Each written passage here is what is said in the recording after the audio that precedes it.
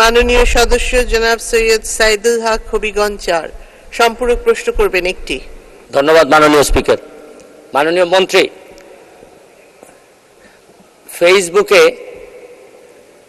যখন কোনো কারো নামে অ্যাকাউন্ট খোলা হয়, বিশেষ করে বঙ্গবন্ধুর পরিবারের কারো নামে, তখন দেখা যাচ্ছে যে যদি ভেরিফাইড করা হয় তখন আমরা বুঝি যে এটা রিয়েল ওনার, কিন্তু ভেরিফাই করা ছাড়া বঙ্গবন্ধুর পরিবারের কারো নামে ফেসবুক অ্যাকাউন্ট খোলা হইলে আমি আপনাকে প্রমাণ হিসাবে দিতে পারি, সাইমা ওয়াজেদ পুতুল ম্যাডামের নামে 3 মাস ধরে একটা পেজ কাজ করতেছে, 1,61,000 ফলোয়ার।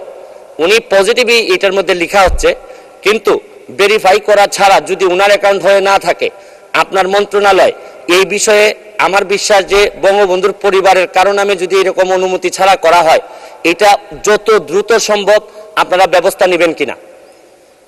ধন্যবাদ মাননীয় সদস্য। মাননীয় প্রতিমন্ত্রী। ধন্যবাদ মাননীয় সংসদ সদস্য, আপনার একটি খুবই গুরুত্বপূর্ণ বিষয় আপনি উত্থাপন করেছেন। এই বিষয়গুলো আমাদের চোখে পড়েছে বিভিন্ন সময়, এবং আপনি যেটি বলেছেন যে বঙ্গবন্ধু পরিবারের বিভিন্ন ব্যক্তির নাম দিয়ে অনেকে অ্যাকাউন্ট খোলেন, এবং আপনি যেটি বলেছেন হয়তো এখানে ইতিবাচকভাবেই পোস্টগুলি হচ্ছে, কিন্তু কখনো কখনো এটার মধ্যে কোনো আসলে আনসার্টেনিটি থাকে, আমরা নিশ্চিতভাবে বলতে পারি না সবসময় তার ইতিবাচকভাবে দেবে কিনা। কাজে এটা জানাটা খুবই জরুরি, কোন উৎস থেকে এটি খোলা হয়েছে, এবং আমরা আসলে একটি বলেও দেওয়া আছে যে এই ধরনের কোনো অ্যাকাউন্ট কোনো পারমিশন ছাড়া খোলা যাবে না। তবে তথ্য মন্ত্রণালয়ের অধীনে আমাদের কাছে ওই ক্যাপাসিটি নাই যে এগুলো আমরা বন্ধ করতে পারি।